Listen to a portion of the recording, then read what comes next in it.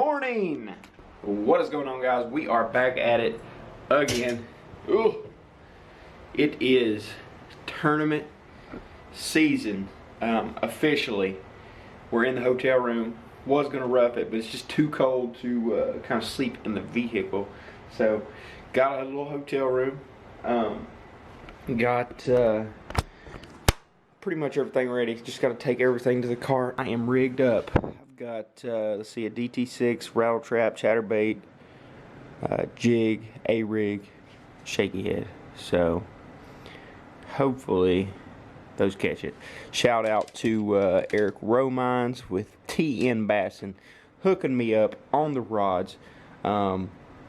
Essentially, he's let me borrow a few rods. Mine have unfortunately taken a dive for the worst, so he's hooking me up. Appreciate you, bud. Thank you. These are Dixie Custom rods.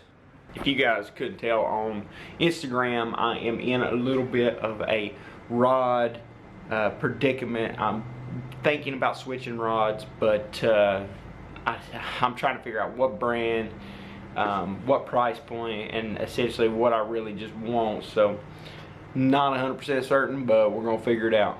It's gonna be an awesome day. Don't know how much I'm gonna get to film. As usual, it's tournament. I'm gonna have the chesty on as long as my boater doesn't have a problem with it. I'm gonna record as much as possible. All right, we ready. We ready.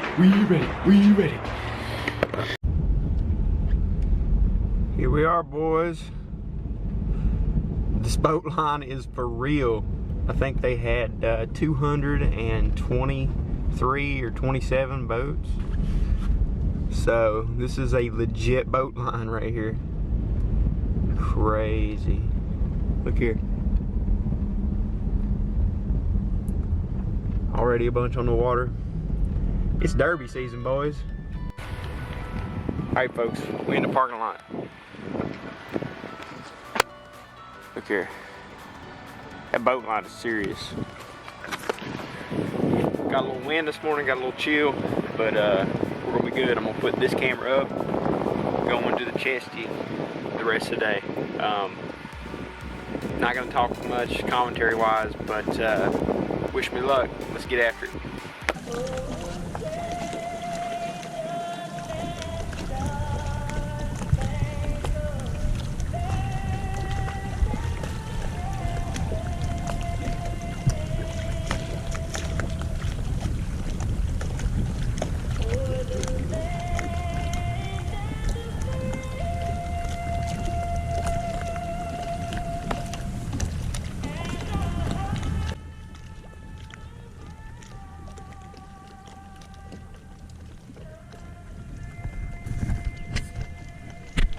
You.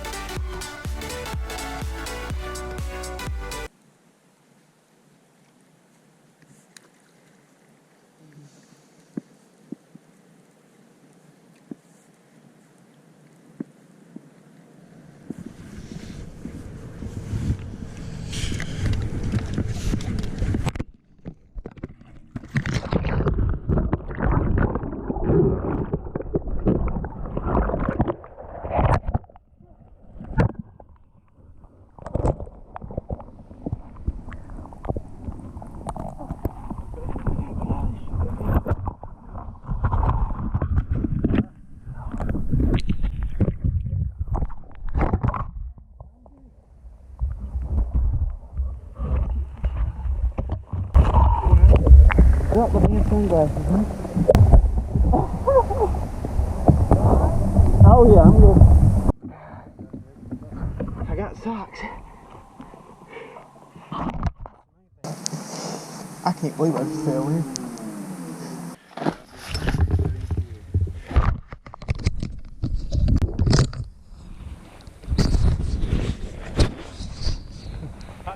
Is that desperate for one? Nah. I'm gonna let him fish, my God.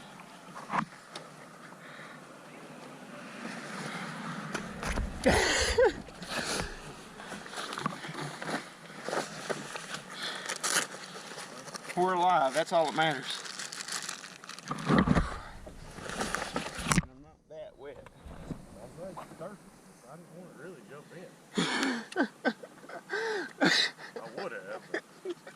Dude, I'm so embarrassed. You know any time like that, bro? Don't be embarrassed. Most of the time it was my fault.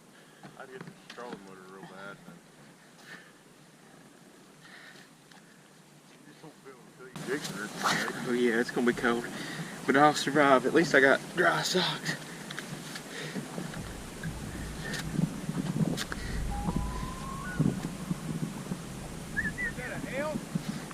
Yeah. Literally lost my rod and my coasters. I hope I didn't lose my phone in the process. I think I did though. I think I lost my phone, my rod, and my coasters. At least I got my keys and my wallet.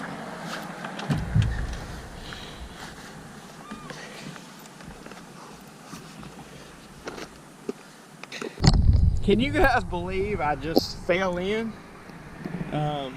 Lost my phone, lost my rod, lost my coasters, because I'm an idiot.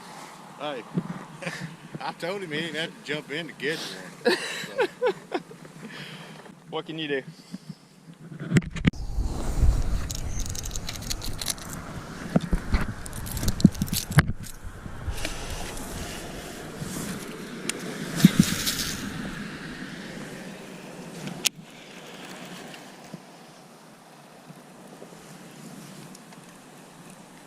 And we are done.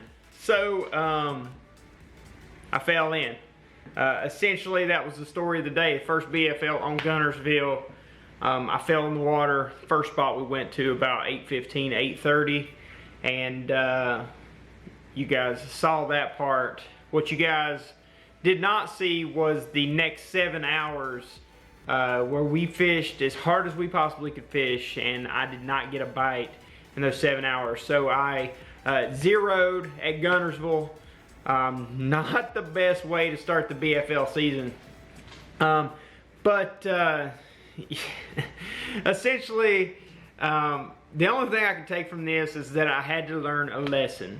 And that lesson was don't fall in, number one. That was the most important lesson I probably obtained during the tournament was, hey, you shouldn't have fell in.